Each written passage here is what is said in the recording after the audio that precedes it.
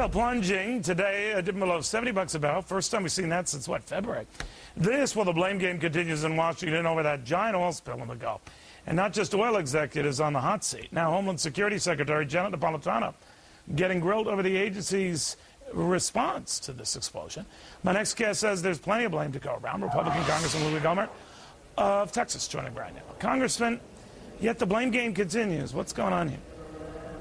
Well, anytime you hear somebody from government say, enough already, no more blame game, we're not going to participate, then you can pretty well figure they've got blame to worry about. And that's exactly what's happened here. Certainly British Petroleum has a lot of blame to take for this.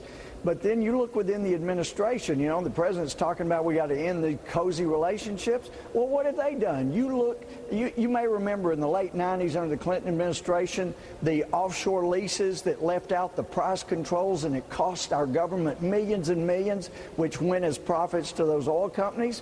Well, those people, the Inspector General told us, well, they left government. They're no longer in it. Well, guess what?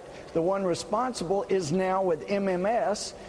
She was appointed by this administration last summer. MMS is the body that oversees these leases. That they're supposed to oversee. Right. Anyway, she, by the way, not only was she responsible for those poor leases that cost us millions, before Salazar brought her on this administration, she was the manager of social investment programs and strategic partnerships at British Petroleum. Well, you know, so much Congressman, for that cozy all your points are well taken.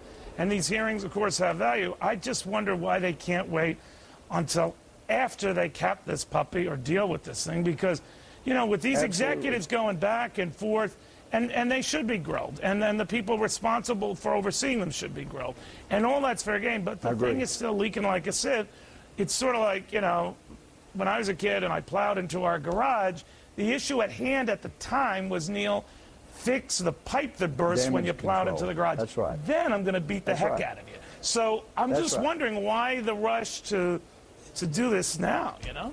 Well, the people that are calling the hearings, I'm sure they want to get at the bottom of it, but I guess I don't think they do, Congressman. You know what? I don't think they do. It's more I think they just want to make it for kabuki political theater. And there's a lot of blame to go around, and there's a lot of reason for these hearings. But this thing is still leaking like it, and I think it's all hands on deck. They should all be there in diving suits under there dealing with it. Well, Neil, absolutely. And I've been a big fan of offshore drilling, but that was figuring we'd have a responsible administration that would hold people's feet to the fire. And you're exactly right. Instead of having the hearings, we should wait a bit. And we do need to play the blame game. That's how you correct errors in the future. But you're right. We need to be down there capping that thing off. And if somebody's got a way to do it with explosives, then forget whether BP can ever get oil from it again. Just shut that sucker down. That's what needs to be done. Congressman, thank you. Always good seeing you. Well, thank you. Always.